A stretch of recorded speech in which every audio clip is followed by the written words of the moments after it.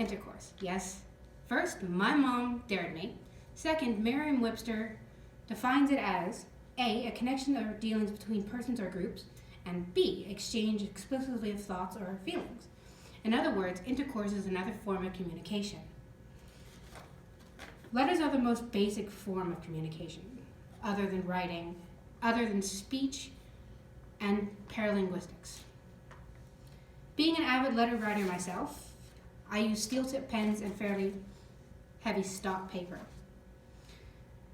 For centuries, pen has been put to paper and exchanged over distances, be it the pleas from a historic soldier or love's tragic confessions, to everyday people using graphology every time they see someone's handwriting.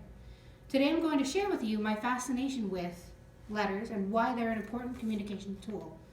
Let me go into more depth. Historians study old things, be it a geologist studying rocks or an antiquist who studies old furniture or whatnot. There are some who study old letters. Google gives a definition as an expert in studying of history, especially that of particular periods. There is a book titled On the Altar of Freedom, edited by Virginia M. Adams. On page 122, a soldier says, "I see a little speck in the horizon.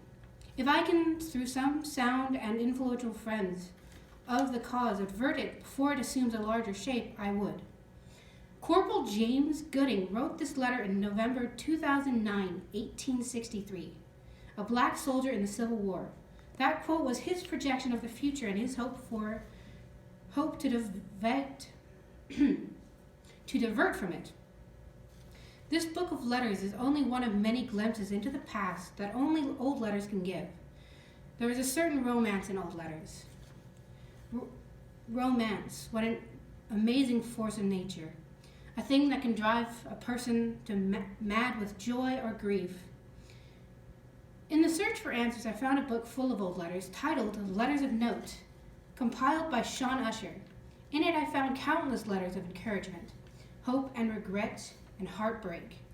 One of those letters was on page 212 from 1586, South Korea, a letter that has led to the making of many movies.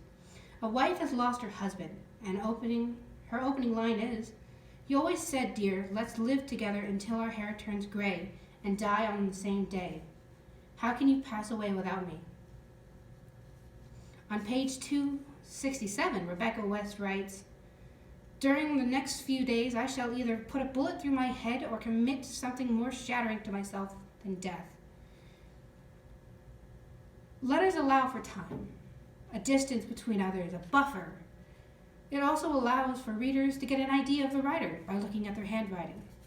Handwriting is a unique thing to a person. It's like a fingerprint. The Encyclopedia Britannica defines it as influences of character from person's handwriting, graphology. When I learned of this, I looked at my own handwriting and was shocked. Graphology studies many of those age-old letters to make educated guesses on how they were feeling at the time. Graphology is used also in crime investigations, which either can tell if the person is lying or not. Letter writing and handwriting is a fascinating phenomenon, and I fell in love with them. Because I love letters so much, I wanted to share that love with you. I hope I gave you even a little bit of an explanation of why letters are an important means of communication, as I think I'm trying to do here with my speech. It's like I'm writing a letter to you. Try it sometime. Think of a loved one and write them a letter. Maybe you'll learn more about yourself and your loved one in the process. Thank you.